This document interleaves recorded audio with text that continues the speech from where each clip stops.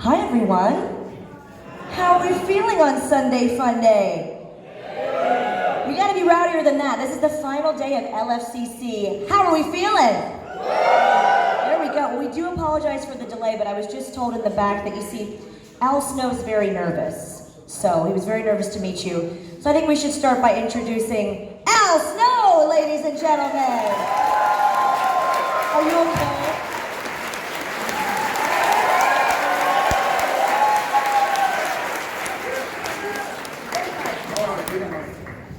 You okay, Al? You still nervous? Oh, I'm so nervous. Things are pulling up inside me as we speak. Wow, wow. On that note, ladies and gentlemen, he is a legend. Please welcome the $1 Million Man, Ted DiBiase.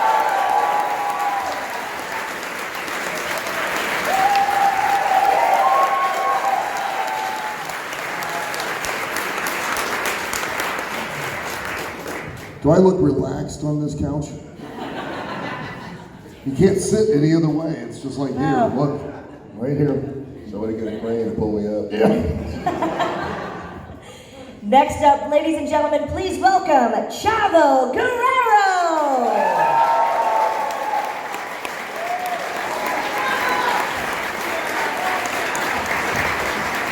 ¡Viva la raza!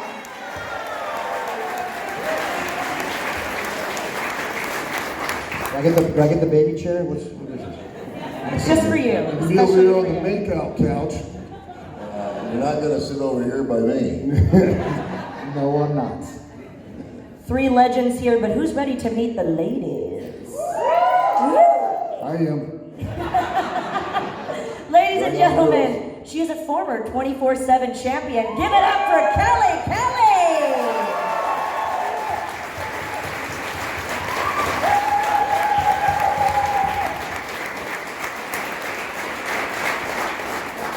You know, I'm a former 24/7 champion too. Come on. Or indeed. Guerrero!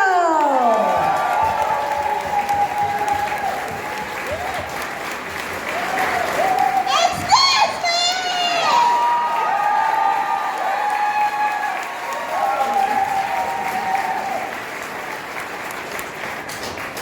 And last but certainly not least, ladies and gentlemen, please welcome Melina!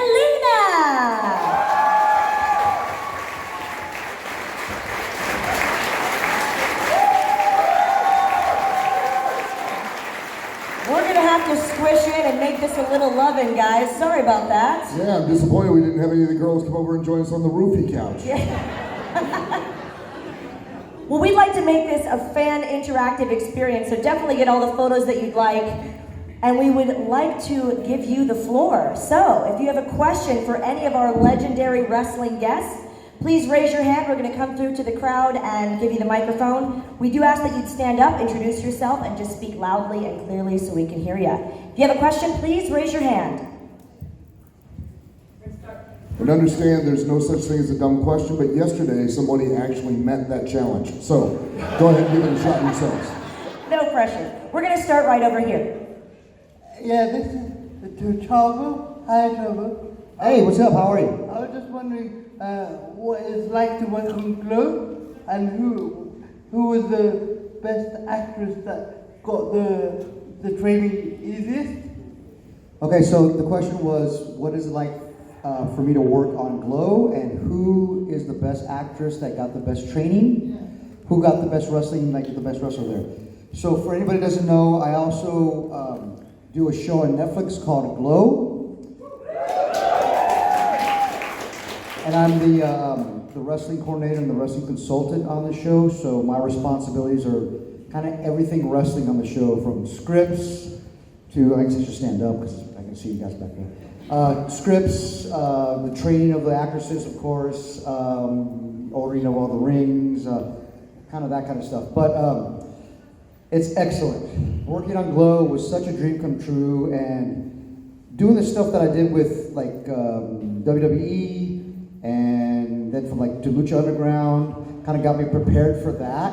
And then working on Glow, I kind of started going to like the Harvard of television and learning God of Hollywood. So it's been really, really awesome, great experience. With the ladies, the actresses have been phenomenal, and they went from not even knowing anything about wrestling to actually now really loving wrestling and loving training and getting in the ring and actually feeling very strong and empowered by wrestling.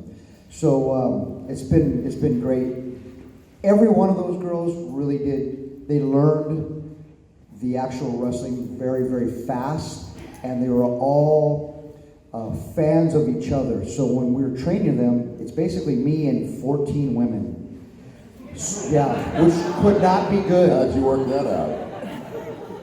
But it could, it could be not cool. But they're so great, and they were all very, very enthusiastic and just fans of each other. So every one of them is great in the ring, and they all have their strengths, The one that kind of, I don't know, maybe stands out would be Kimmy Gatewood, and she plays, she's one of the hairstylist girls that plays the older, old biddy, they call her.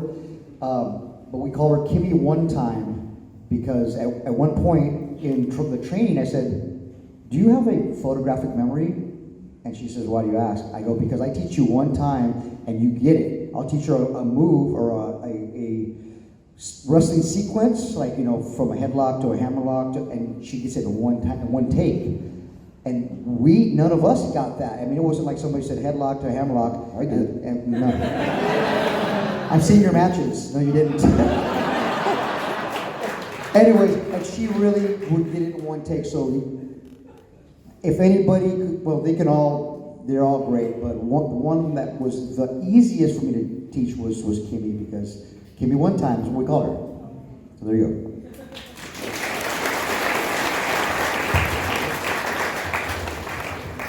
I'm Adam. There's still a question for Vicky. Excuse me, where did that come from? I had created, I don't know if it was created. I was on stage one night and Teddy Long was pushing me out in the wheelchair, and they changed my promo about 5 or 6 times, and we were going within less than an hour to go live.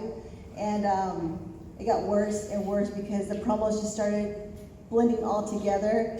And Teddy Long was pushing me out, and he's like, "You're gonna screw this up, aren't you, playa?" And I was like, "Yeah, looks like it's gonna be one of those nights." And sure enough, I got on stage and I blanked. I didn't even know where to start. And the fans, you guys are so smart, y'all caught on and started throwing me fingers and telling me to go home and telling me you forgot your lines. Did you hear this? You F up. You F up. I was like, yeah, I did forget our lines. And so I just kind of made a real quick promo of what it was supposed to be. And I said, excuse me, back to them to make them feel like I was angry at them. And they hated that, and they got louder. And so the writers were like, hey, let's try this another night. And I was like, no, this is not going to work. And look at where we are, 16 years later. And it's still like that.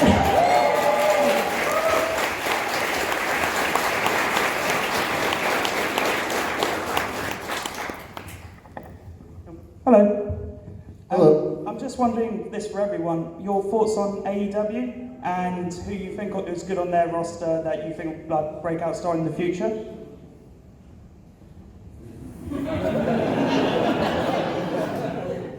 Well, I hope it succeeds. I hope they don't just survive. I hope they thrive. We all need competition, and I'm partial to Cody Rhodes because I helped train him. So let's give them all our support and hope they succeed. And I agree. That the best thing for the wrestling business is competition, because anytime you have competition, it's going to force you to try to be better. And I think that what I have seen of AEW is great. And again, Dusty Rhodes was a very close friend of mine. Cody and my son were partners for a while. Happy for Cody. And yeah, I hope they succeed. Just like Al said, that's good for business. I think sometimes, as much as I appreciate everything that WWE has done for me, sometimes I think, you know, you got to step back and, you know, there's that old saying, sometimes you can't see the forest for the trees. Step back and take another look, because I just think there's some things there that obviously could improve. And AEW will, I would say, will help make that happen. And it'll be great for you guys, you know, because you get more diversity, get more choice. I agree with Al and Ted. Damn right you do. I think AEW, like Al said, great competition for everybody, and it just gives an alternative to WWE. WWE is like the Coca-Cola of wrestling, so if you try to imitate and make another cola, I don't really like Pepsi though, but you're just a knockoff if you try to do the same thing that they're doing. So for AEW to do something different, it gives an alternative. So I wish them the best, and it's great for you guys. You have something else to choose from. What Chavo said. Well, for me, I think it's like really awesome to see like Cody and the Young Bucks and all those like guys who were always basically told that they weren't good enough to be in the WWE to finally make something like that for themselves. They went out there and they got it for themselves. That's something that they were told you were not good enough for. You are not a main eventer. So to have them to be able to create that, I'm like proud of them for doing that. So that's really good to see. I hope they make it. I hope it, it's always like the test of time. It's about like you guys watching the product that, that'll show whether they're gonna make it or not. I hope they do, because they've given, like they said, an alternative for wrestlers to go to, but it gives other wrestlers hope. There's not just one place, and if I don't make it in that one place, I have somewhere else that I could go, because I love wrestling so much that I can make it. So they give people hope, so I'm really happy for them.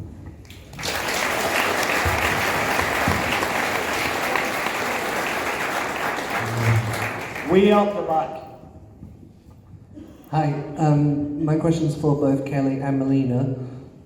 If you could actually come out of retirement and have a WrestleMania moment with any member of the current roster, who would you choose? For me, I would definitely say Charlotte Flair. I just think she's amazing. I think she just has the whole it factor. Whether it comes to her wrestling, to promos, to just walking through that curtain, and people just want to see her, and I just think she has the full thing, and so I would just love to work with her, and it would be an honor. It's the toughest thing to ask, like that one match. Like that's hard for me to answer, because I'm like, that one match. I always think, I have multiple, so I'm sorry if I ruin it all. But I do always think that if I were to have my last match, I would want it to be with Mickey. But if I were to go back and work with anybody in the E right now, because I do love Flair, I love Asuka, and I love Trinity. So those are the three that I'm like, I want to work with them so badly that I would love to have moments with them. That would be brilliant.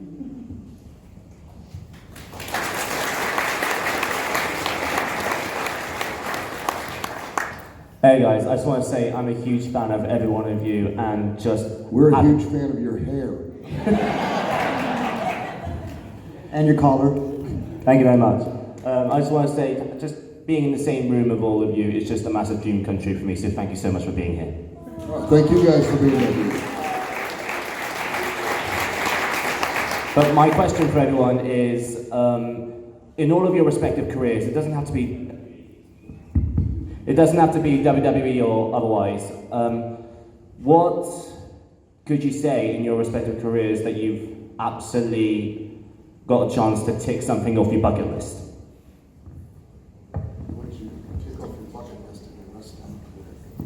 I would say getting to be a wrestler for as long as I've gotten to do it was one hell of a bucket list for me. I've enjoyed and gotten lucky to do and blessed to do what I've loved to do for as long as I've gotten to do it.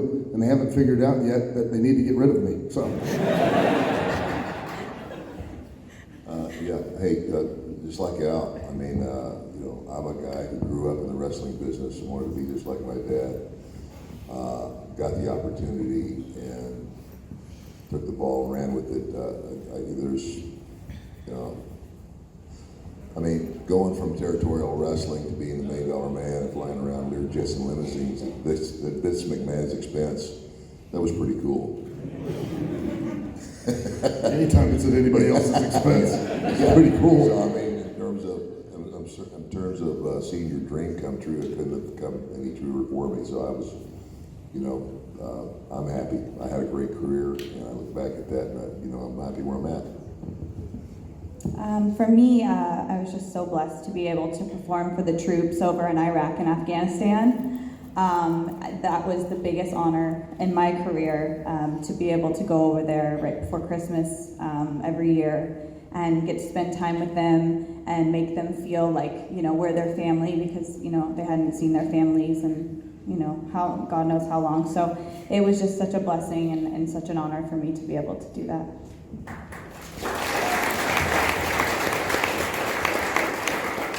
For me, definitely, I grew up with a wrestling ring in my backyard, legitimately, and we ate, breathed, slept, drank wrestling. I never remember when I learned wrestling because it was always there. So Eddie and I just wanted to be wrestlers and follow our dreams and follow our family. So when we were able to do that, it was great. And then we started getting a lot of people on the street, Latino people on the street, Hispanics, saying thank you for what you do for La Raza, for us. You're representing us, and we don't have a lot of people that represent us all the time. So Eddie and I really started thinking this is not just about us now. It's kind of bigger. So for us, our decision making had to change. And we were kind of, whether we liked it or not, we were kind of role models, as everybody is up here. And that is something that I hold very true to my heart, and that's why you always hear our catchphrase, Viva La Raza, and we're always representing the Hispanic people and trying to be a voice for them, because of the fact that it was kind of thrust upon us. We never really asked for that, but we're here, and it's something we're definitely proud of for our family, for sure. So I think that's the biggest thing, and it continues to be throughout my personal and professional life. So.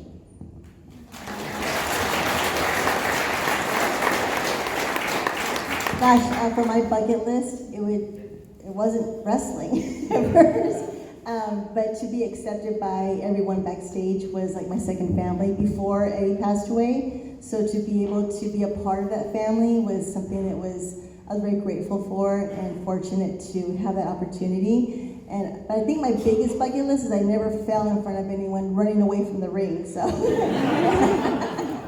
I did. I totally fell. I'm doing the splits of all things. But when it comes to my bucket list, it's gonna be the same thing, is being able to do it, because see what he was saying, he represented my family's culture, and I watched that and I never thought I'd be able to do that.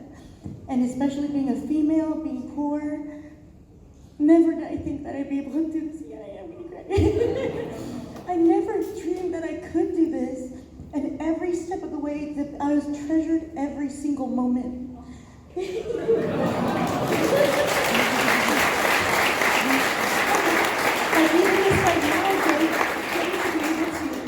To travel, to be able to enjoy moments like these, like your applause right now, like it echoes, you can feel the positive energy, the love, and we share something so beautiful as wrestling.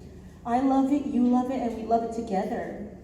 So this is such a beautiful thing that, I will treasure this forever. So thank you guys.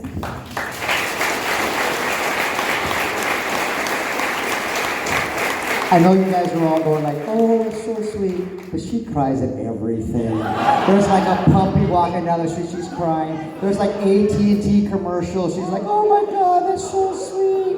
On the bus, on the way over, we were coming on the way over here, she cried 4 times in the last 35 minutes.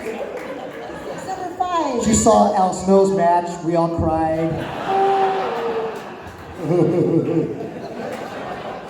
Oh, Mick Foley's here.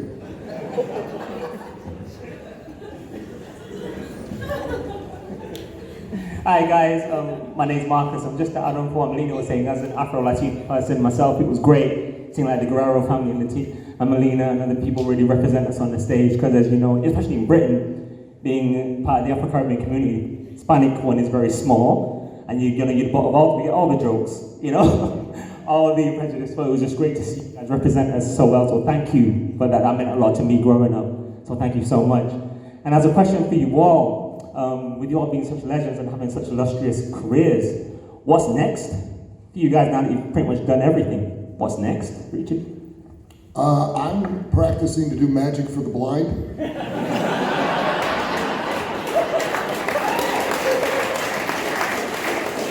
Gotta say ta-da a lot if they don't know anything happened. They love card tricks.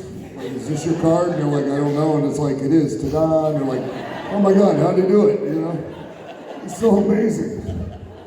I'd do it for you right now, but you'd all have to shut your eyes. Otherwise, it just ruins the whole thing.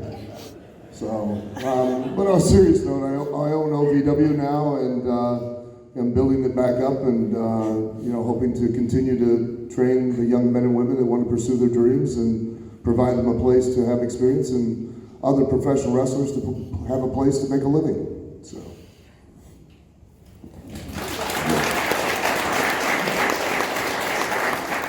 And he does a real good job, by the way.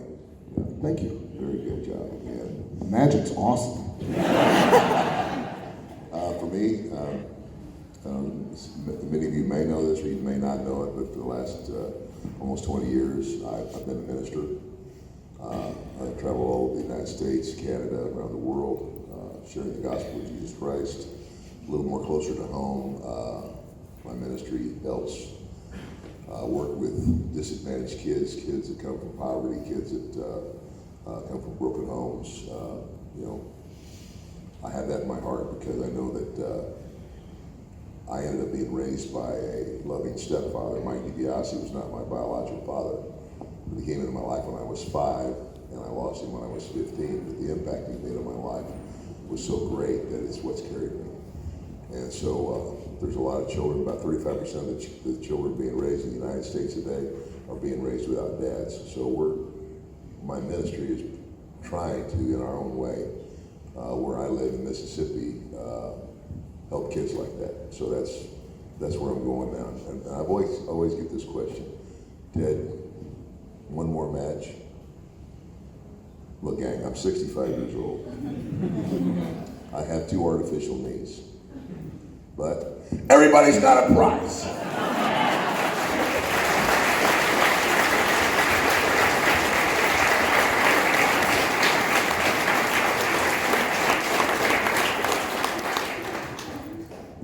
For me, actually getting to go back to Raw and doing the Raw reunion was, really exciting and fun. So I like to say, never say never. I could go back, we'll see, or maybe I could start a family. I don't know. I just take things a day at a time. So.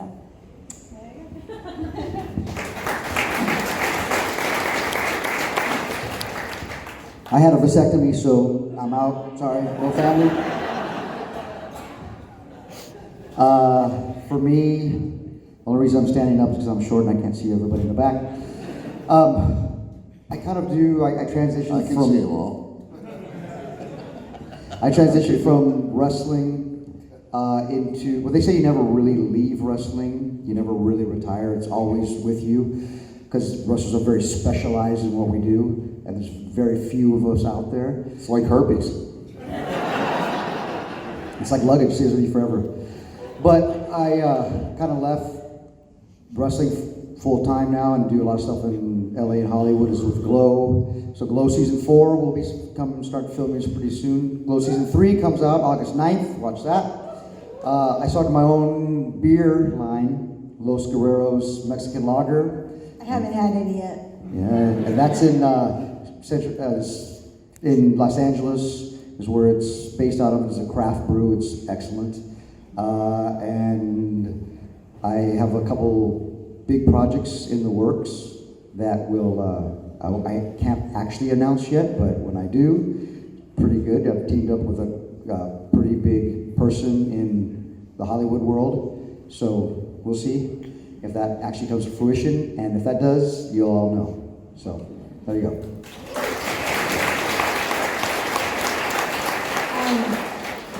On September 19th, I graduated with my bachelor's from healthcare administration, so I'm really excited about that. And my dream is to run a hospital. That's what I've been working for. And I'm writing my book, my autobiography, with Life with Eddie and After. So that's going to come out in Christmas time, so I'm really excited about that.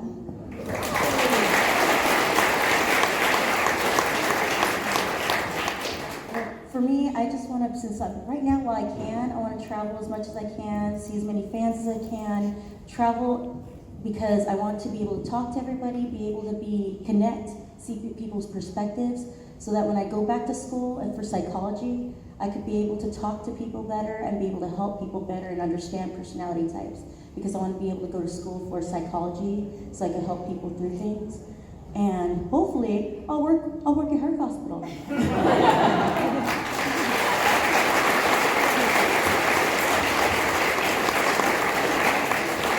When you get your degree, let me know. I've got lots of issues. Hey, hi, I'm Nick.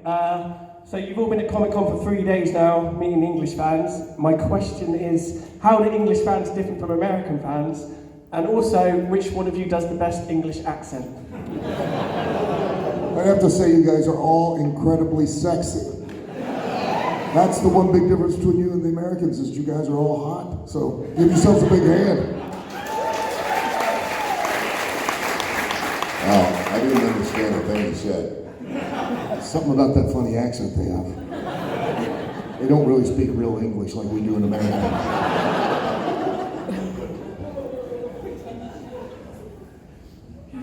I don't know who does the best English accent. Probably Chavo. He probably does the best English accent, I would say. All right, you got me. All right. You know what I mean?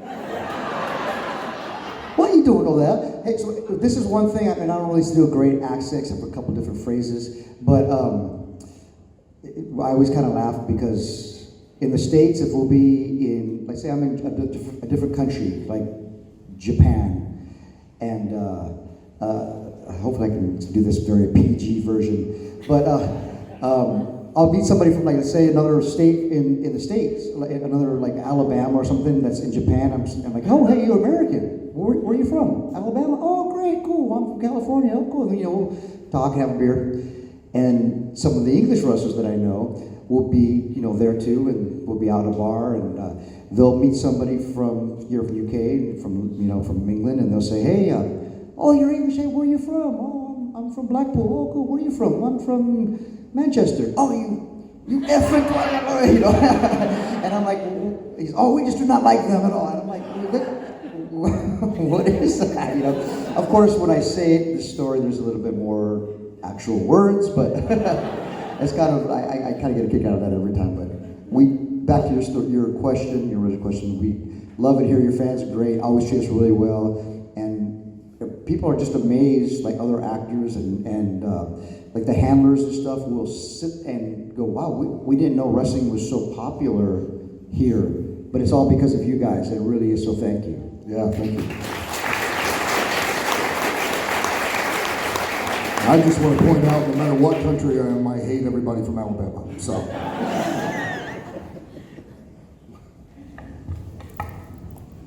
This is going to be our final question, guys. Just so you know, they have to get back to their tables. Thank you. Do we have to go back now? Just Hello. trying to get used to this couch. First I want to say I love you all. We love you too. Thank you. And this is a question for Ted DiBiase. If you got any funny stories about your evil laugh, and could you do it for me, please?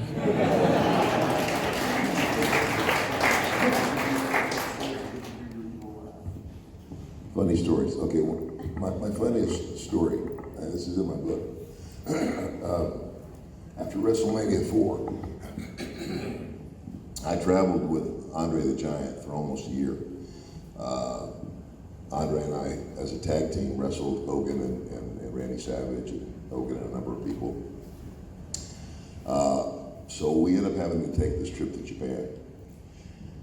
Now, from the United States, from just about anywhere in the United States to Tokyo is an 18-hour flight.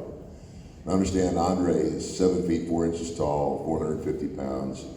Even sitting in a first-class seat, he's not really comfortable. I mean, HBO did a tremendous documentary on him. I think it helped people understand how difficult life was for a man his size, because he's always looking for somewhere to be comfortable. So we take this long, long trip to Tokyo, and you check into the hotel. I mean, we get there, we gotta, it's an hour from the airport into the hotel, and everybody's tired, but because of the time difference, rule of thumb is stay awake as late as you possibly can, because if you don't, you're gonna be asleep at 3 o'clock tomorrow afternoon. You need to be wide awake. So everybody would leave their stuff in the room, gather in the lobby, and we'd go out to eat. And so I go to my room, drop my stuff, freshen up a little bit, hit the button on the elevator, door opens, and there's Andre. Hey, boss. Hey, Andre. So the elevator starts down. The elevator stops at virtually every floor. Now, folks, what you and I think is a full elevator, not in Japan. The whole country of Japan is about the size of the state of California. The population of Japan is about half that of the United States. That's stacking up, and only out of all of that landmass, 3/4 of the landmass of Japan is rugged, uninhabitable mountains. So they stack them up, brother.